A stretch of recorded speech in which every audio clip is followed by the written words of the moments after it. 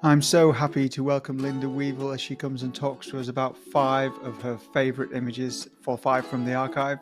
This is actually a podcast that Linda and I recorded months ago. It's a late release. It's one of the earlier podcasts I made.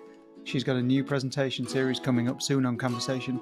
Her photography is not to be missed.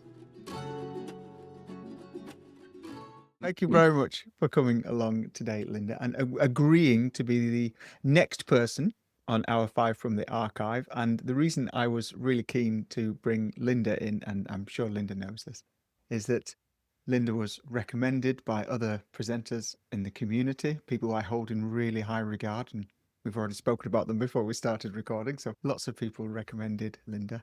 And I really enjoyed your work for a super, super long time, Linda. So thanks very much for coming along to share your 5 images with us, and I suppose talk us through them a little bit as well. But before we start, Linda, I'd love to know more about you, more about how you got into photography, more about your sort of journey in photography, if you'd be willing to share that with us. Yes, as I mentioned before, I've 3 daughters, and while they were growing up, I actually became a mature student at LSA for a time, which kept me quite busy. And then after that, I then worked doing some admin and company accounts for a couple of small companies for my husband. So that tied in quite nicely because I had the flexibility there while they were growing up. And then, as most people seem to be given a camera by their father when they were young, it was actually my daughter that got me into photography.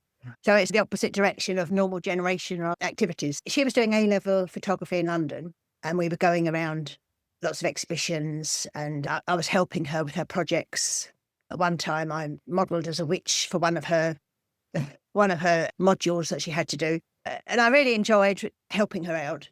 And then one day we went to the theatre in London, my husband and my daughter. That we saw on the notice board, there was a sign saying intensive weekend photography course that was advertised. So they both said that I should go along. And I hadn't actually realised that I had shown so much interest.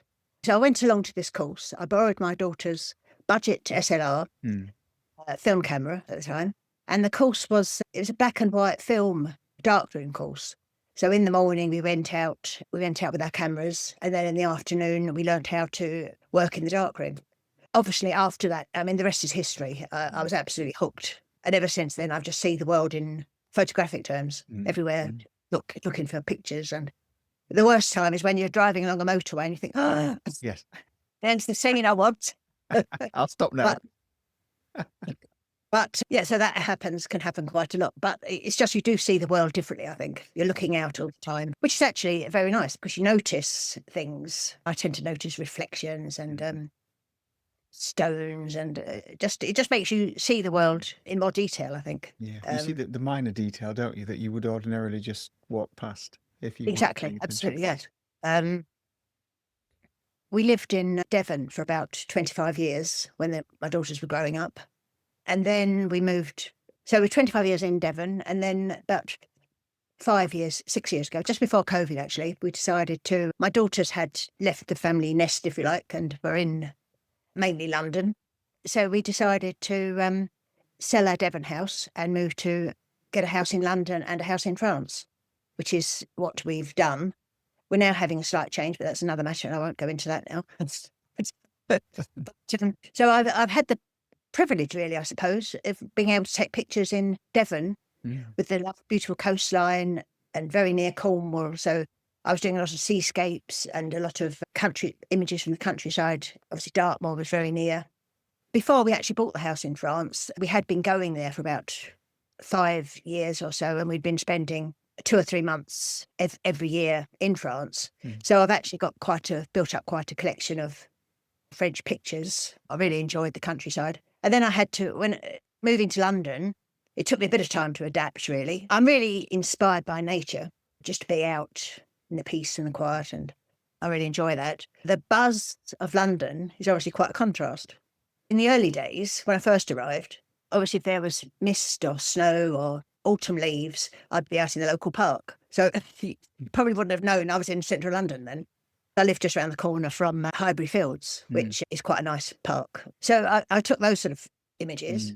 And then I realised that I could use the techniques that I had been working with and apply it to London. So now I enjoy doing a bit of ICM, the multiple exposures, and I can capture, whereas I don't really like, in anywhere, I don't really like taking famous places, if you like, iconic places. And that's the same in nature, in the seascapes. I don't really like taking where you can see all the tripod holes in the ground where all the shots have been taken. I would prefer to wander off and do my own thing, just feel the emotion of the place. That's what I really like, to actually get into the zone, if you like, and just enjoy the place and to see what comes to me, rather than going out, oh, I must get a picture of that pier and that. I also like to vary my shots, and then sometimes you can come back and you've got a variety of shots to put together a body of work. And sometimes that can be quite good. So yeah, so that's where I am with my photography. I do really enjoy Camversation. I really enjoy the fact that people are so accommodating with their ideas and showing their techniques, because I've always enjoyed to move my photography forward. I've always enjoyed, I always like to come up with new ideas. I always enjoy experimenting with different techniques. And I really enjoy the contributions of the other photographers in the group. I think that makes a wonderful place to be. Thank you. So I'm very happy to help to contribute to that. Oh, thank you. Well, we're very happy that you're here as well. Thank you very much. It is a really nice group of people who support each other, actually. I don't know how it's happened like that, but it is a really great group of people who support each other. I was just thinking about when you mentioned about living in Devon, living in London, and then obviously spending a lot of time in France as well. And you said that you try not to go out for those iconic or more obviously identifiable pictures. Has that something that you've honed over the time? Or was that something that when you came to London, you thought everybody's going to be photographing this in London, that's why I'm going to do something different? I'm interested as to how you got to that point, because it's tricky. I suppose I had come to that conclusion before I came to London. So I wouldn't just take, I mean, you could go buy a postcard if you want a picture of London. I was about to say London Bridge, but Tower Bridge, for instance, and probably, got the conditions right, nice blue sky, whatever.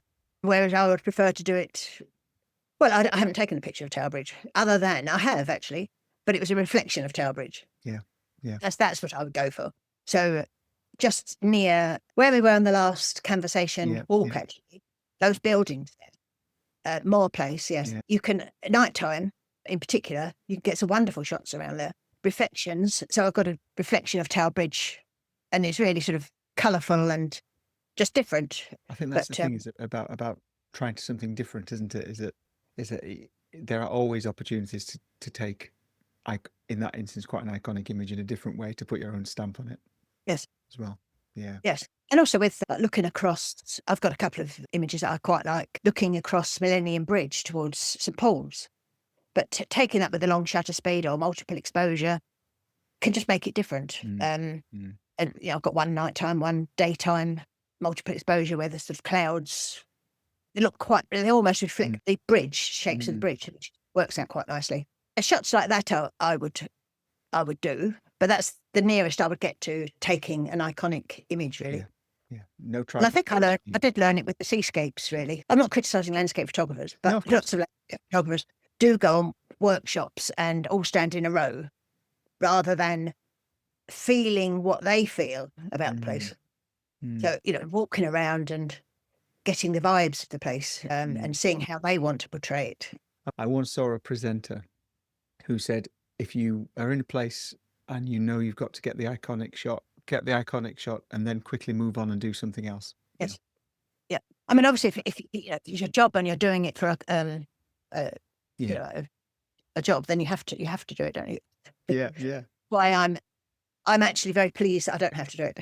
Yeah, just keep it varied. Keep it varied. Thank you. Because I think I'd start to get bored with it if I had to do shots that I don't actually enjoy doing. Thank you, Linda. So thanks very much, Linda. Now we've got your first of the 5 on the screen. Again, thanks very much for doing this. I will pass over to you to talk us through this one. Thank you. Well, this is Wevill, Newton Ferrers, which is where I lived, as I said before, about 25 years. And I could see this view from our house. I was above it. I woke up, looked out of the window, saw this, and just ran down to the quay. I think, first of all, I'd forgotten to have something in my camera and I had to run back again, but I just ran down to the quay because this is just the sort of shot that I really like with the mist. And this was a very unusual scene, really, because this is north facing, and because of that, you don't actually get that many sunrise and sunsets. Obviously, we haven't got the sun in it, which I don't like anyway, but it's not usually this coloured. But also, to get these conditions was quite unusual. So that's why I just ran. And yeah, it's just everything that I wanted in the shot. So from this scene then, you said that there's not usually a great deal of colour in this kind of location. This is such a serene scene, and I wouldn't usually ask how people process, because how people process is entirely up to them. But what was your approach to processing to capture this, or to show this in the way that you saw it with your mind's eye? I did clone out some debris floating in the foreground, but apart from that, it's almost basically a straight shot. When I'm taking this type of shot, I do tend to, with levels, I always take the white slider in, but I very rarely touch the dark, the black. So I don't, keeps it that less contrasty shot, if you like. If I brought in the black slider, it would have made it very more contrasty. So I tend to just keep it soft, and this is the sort of soft shot I like. But the other thing that with taking boats at sunrise or sunset, quite often with sunrise or sunset, you'll end up with a longer shutter speed, and then you won't get the boat sharp. So that's another reason for this, because it was a frosty morning. It was very light. It was light, so I could have a faster shutter speed. Obviously had it on a tripod, but as I just like the atmosphere, and it's just very rare to get a decent sunrise or colouring in that direction, and then to get the mist because of the frost, where they've got the cold air meeting the sort of warmer water, and you've got that sort of mist completely over all the water. Yeah, I just that's just the sort of shot I like, really. You can really see why you would like that as well. It's beautiful. It's the kind of thing that you would have on your wall. Shall I ask if this is on your wall? Have you printed this off of your wall? But it's not, because I have pictures in my room, if you like, but my husband likes his own art around the house. Okay. There's some people who have their own photographs all around the house, but That's a decent compromise, though. Thank you very much, Linda. So this is probably my favourite image, and this was taken at Porthnanvan, which is about 14 miles south of St Ives. Some people call it Cot Valley. But this day had been misty all day long, and the sun had just come out for about 10 minutes. So it was just beautiful, soft light. And as I mentioned before, I don't usually take the sun in my picture, because it's usually too large an area of burnt out sky, if you like. But here I just felt it helped, because it was so soft. It contributed to the picture rather than the opposite. And this shot was about 5 seconds. So you can see in the centre, it's just softened all the waves. Because I do like the sort of painterly effect, soft effect in my images. But you can also see where it's flowing over the rock in the foreground there. But at the same time, you can see, because I'm using a tripod, that the rocks are really sharp. But I don't know if you know this beach, but it's basically a beach of boulders. So it's really quite fascinating, but it can be quite dangerous, because you can have your tripod on one boulder, you could be on another, and then if you get an unexpected wave coming over, it's hard to run. Usually on a beach, you would grab your tripod and just go. This day, this was low tide, so I was further out, where the rocks, as I said, was further out with the lower tide and the mist. You get the misty feel because of the long exposure with the water splashing over. So you get that sort of shot here. But I was just very pleased with this. The light here, it's one of my all-time favourite images. I didn't hesitate with this one. No, of course. The reason we mentioned that is because we were chatting beforehand about how hard it was to find 5 images that really stood out to you. So with this one, Linda, from a visualization point of view, from a looking at the boulders point of view and watching the waves, was this exactly what you had in your mind? Or was it a case of, I'm going to try a few different things and see what I get here? Because this ethereal quality, this soft quality is just beautiful. When I'm composing, I do think about leading in. On the left-hand side, for instance, I wouldn't clip a rock on the edges start, and then I would get them so they led you in a bit. So on the right-hand side, you can see that rock sort of a third of the way up and it's in. And then in the centre, you're being led into the centre by those two rocks. And it's almost like you can see in the foreground, you can see that small rock leading you in to the centre. So I do think about things like that when I'm composing an image, a seascape. And then obviously with the seascapes, it depends on, you can vary your shutter speed to get the different effects. So I could spend half an hour here going through Of course. different effects that you can get with to rushing in or receding waves and different shutter speeds. So obviously you can have a 10 stop and using the different filters to get the different length of shutter speeds. But we'll obviously have to leave that for another time. Yeah, for your talk later. Thank you, Linda. That's a beautiful image. Absolutely beautiful. Thank you.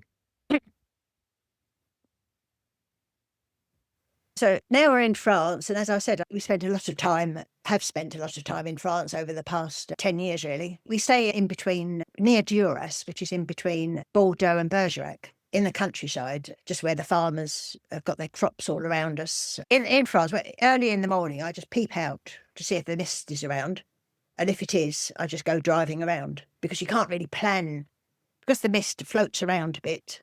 You can't really say, oh, I'm going there today, because it might not be there. So you do have to just take a chance and go off if you want this low-lying mist in the French countryside. Actually, where these particular trees were, it's actually higher up. So it was more rare to get the mist here.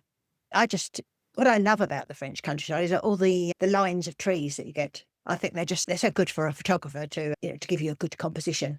I just love the soft. This is obviously ICM here. And just that little bit, it just takes away a lot of the detail and gives you the impression of the place and how you feel. Makes you how you feel about the place more than the detailed shot showing every little branch. And so it just makes it soft. And I like the way the lines of the trees lead you into that light area in the distance. This was actually taken, I think it was December or January. So these leaves were actually what were just sort of left over from autumn rather than being autumn leaves. They were still there. They didn't fall off. That was quite a nice addition, really, because it does give the image that nice colour, nice soft colour.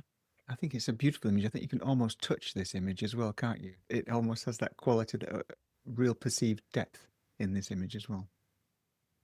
Yes, I like the way it does sort of lead you in, and without the distractions, I think it works. It works. Well, for me, it works. I just say the softness. Yeah, but I say these rows of trees are everywhere in the French countryside, and I think that to me typifies the French countryside. Thank you very much, Linda. I wanted to show you this triptych. It's of the maze, and I really enjoy putting together little panels and little triptychs. I just think sometimes that to put more images, especially details, if you put them together, they can be more powerful than just a single image.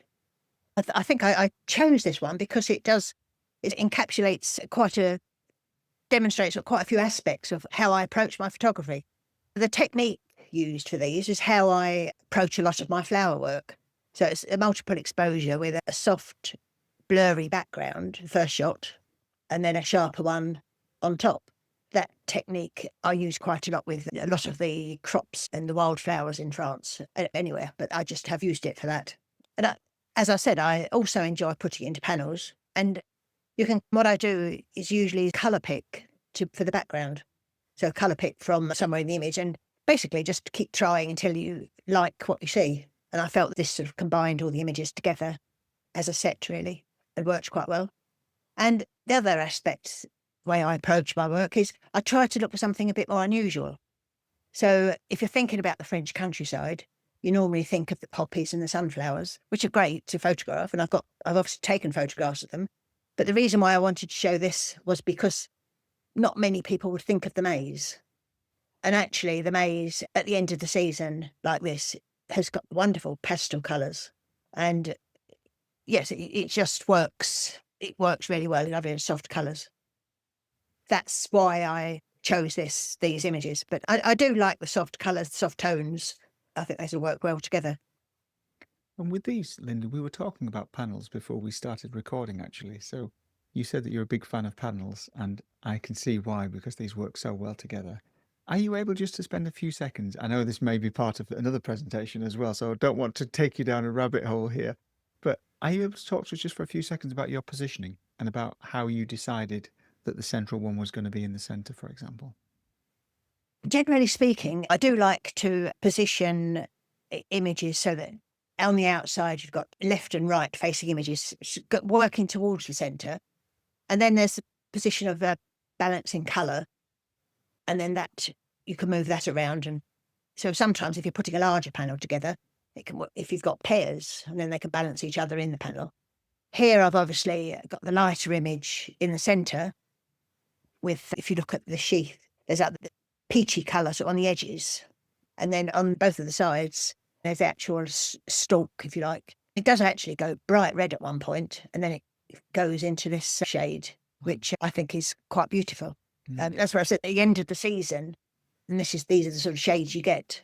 But I say most people wouldn't think about looking at the maize. I say even though it's I think it's their third most important crop in France, but people would just discard it and think, as I said, go for the sunflowers and the trees and the wildflowers on the street. So there's lots of other things that you could photograph there, obviously. But yeah, I just like the soft tones of this. Yeah, thank you. I can see why. I really can. Thank you. This is the last image. Now, obviously, as I mentioned before, when I first arrived in London, it took me a bit of time to get into my stride with my photography. I was lucky that about 2 or 3 years ago there was snow in London. We haven't had it since, so I was quite hoping we might get some this year, but we didn't. But yeah, 2 or 3 years ago we had snow, so I was able to I took quite a lot of the snow.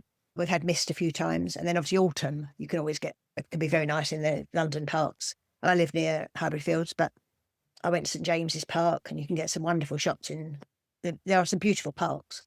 In fact, last week we were in Hyde Park, and there was a part of Hyde Park that I hadn't noticed before. And there's some amazing trees. Plane trees are really magnificent in London. So there's that side that you can always do in London. So you can always find nature everywhere. So then to go into the buildings, this is St Pancras Station, and I like this one because it's the sort of softer tones. This is multiple exposure of, I think it's 2 or 3 images. And what I find works with this type of image is if you've got the strong lines, you can still see where it is and what it is. So it depends. If you're after an abstract image, then you can use a bit of ICM and a bit of something else and then get your abstract. But I suppose deep down, I still like a little bit of reality. I don't enjoy complete abstracts. But I have tried them because recently because I do enjoy experimenting, I've been trying different blending modes in camera with multiple exposure. So I've been trying a lot of the dark modes, and that's easier. You can get quite a lot of fascinating abstracts actually with dark mode, multiple exposure, because it brings out colours that you don't know where they come from. But so it could be really, really interesting. But I do like to have a little bit of reality in it. So recently I have been putting some trees on top of my abstracts, and I've quite enjoyed doing those. I was influenced by some of the Camversation people to try blending modes in Photoshop, because I haven't used Photoshop much. I used to use it when I first started photography. That's what I was working. I worked with Photoshop a lot. And then I started in camera work, and I'm enjoying that more. And it is a pleasure not to sit on a computer for hours, not having to do that. But that's why I wouldn't do much in Photoshop these days, really. But I have found it fascinating to see the different effects that you can get just by putting 2 images on top of each other and just going down the blending mode. Yeah. And it's fascinating. It really is. And it's the kind of playing time, isn't it? That you play twice with photography. You play while you're doing it, while you're taking the photograph, and then you almost get the opportunity to play again afterwards when you're editing it as well. I think I wish we'd call this one "I Do a Bit of Reality," because I love that as a title. Well, because I can see why from my opinion, I'm not going to speak for your photography. I can see why this image may have appealed to you, or this approach may have appealed to you, because St Pancras is just frenetic with activity and movement and noise. And you've demonstrated that, but it's still recognizable as that location. Well. Yes. Yes. Super. Thank you. As well as the soft colours of it as well. So that works. Sometimes you can go at night time and actually take some very nice shots. I do that sometimes, but then they're very bold colours, which isn't really me, but I can still quite enjoy that. Yeah, thank you. When you say it's not really you, I would still identify this as one of your images, I think. I think this would still Well, have... this one, if I showed you one of the really bold coloured, Yeah. brightly coloured ones, you might not. Maybe we should have a look at that in your presentation. Well, I will show you some. Thank you. Thank you very much, Linda. So I will say thank you so much, and I look forward to your presentation, and we all look forward to seeing more of your photography. Thank you very much, Linda. Thank you very much. I've really enjoyed it. And thank you so much for taking the time to watch this podcast. If you'd like to see more of Linda's work, she's up on Camversation quite soon with a one-off session and also a series talking all about creative photography.